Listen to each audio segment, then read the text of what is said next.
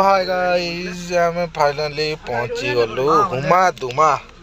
ए अरविंद ए हाय कर दे ए bro hi कर दियो। ए ब्रो ब्रोडी हाय कर दियो ब्रो। फाइनली एत कष्ट पर आम पहुँची गलु संबलपुर। बस लगिला आगे रोषे होची गले देखेबी। देख सी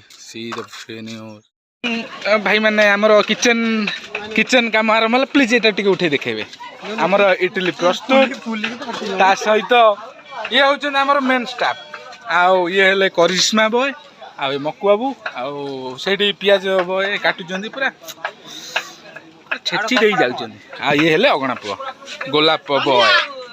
गोटे जगह बुलुचु बुलिकी देखुचु कौन अवस्था माँ कसम ये व्हाट इज दिस बण बुदा आमे किछि मानिबुनु टोका पूरा माने हिट मूड रे अछंती।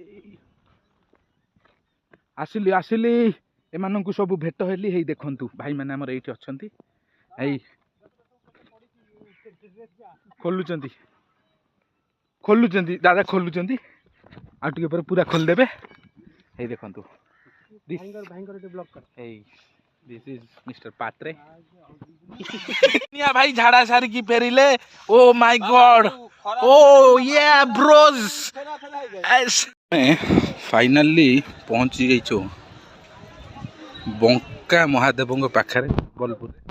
बंका महादेव नाम ये कि मंदिर टी बंका आगू चलना मुझे देखा एंट्री कला बेले ये भोग दुकान मान भी अच्छी एंट्री जीवा